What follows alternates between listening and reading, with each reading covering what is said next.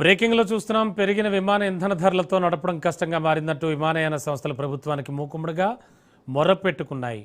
ప్రభుత్వం చొరవ తీసుకోకపోతే విమాన సేవలను తాత్కాలికంగా నిలిపివేయడం లేదా పూర్తిగా మూసివేయడం తప్ప మరో మార్గం లేదంటున్నాయి.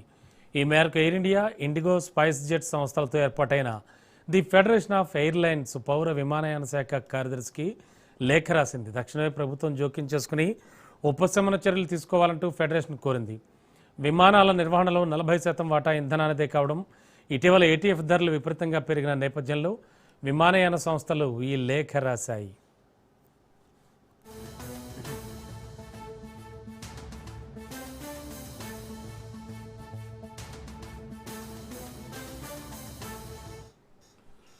బ్రేకింగ్లో చూస్తున్నాం. పెరిగిన విమాన ఇంధన ధరలతో నడపడం కష్టంగా మారిందంటూ విమానయాన సంస్థలు ప్రభుత్వానికి మూకుమ్మడిగా మొరపెట్టుకున్నాయి.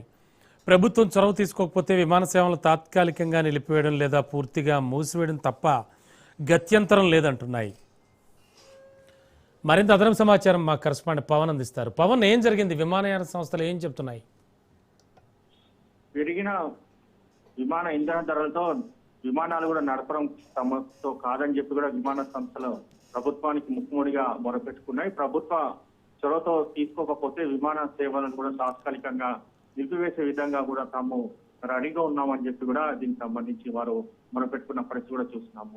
అయితే air India, IndiGo, spice jet సంస్థలతో ఏర్పాటైన ది ఫెడరేషన్ ఆఫ్ ఎయిర్లైన్స్ పౌర విమాన శాఖ కార్యదర్శి కూడా లేఖ రాశారు. ఎందుకంటే అవుట్ ఫ్యూచర్ ధరలో ఆకాశాన్ని తాకుతున్న నేపథ్యంలో దేశ అంతర్జాతీయ విమాన సర్వీసులు నడపడం కష్టతరం అవుతుందని చెప్పి కూడా దీనికి సంబంధించి వారు ఎఫ్ఐఏ అనే లేఖలో కూడా పేర్కొంది. అయితే విమాన సంస్థలు తీవ్ర ఆర్థిక ఒత్తిడిని ఎదుర్కొంటున్నట్టుగా దీనికి సంబంధించి వారు గుర్తిస్తున్నారు. అయితే ఈ సమయంలో ప్రభుత్వం మద్దతు అందకపోతే విమాన సేవలు మూసివేస్తామని చెప్పి కూడా ఈ లేఖలో పేర్కొన్నారు. మరోవైపు చూస్తే మాత్రము అంతర్జాతీయ మార్కెట్లోని ముడిచరుము ధరలు పెరిగినప్పుడు విమాన ఇంధన ధరలు విపరీతంగా పెరిగిపోకుండా చూడడానికి గతంలో మా దగ్గర ట్రాక్ బ్రాండ్ ను కూడా ఏర్పాటు చేయాలని చెప్పి కూడా విమాన సంబంధించిన సంస్థలు కోరుతున్నాయి. దేశ అంతర్జాతీయ కార్యకలాపాలు రెండింటికి అదే ఇంధన ధరలు అందించడం పట్ల కూడా దీనికి సంబంధించి వారంతా కూడా చెప్తున్న పరిస్థితి కూడా కనిపిస్తుంది. మొత్తానికి ఇంధన ధర పెరగడంతో విమాన సర్వీసులు కూడా నడపడం కష్టతరం అవుతుందని చెప్పి కూడా వారు మొరపెట్టుకున్న పరిస్థితి కూడా కనిపిస్తుంది.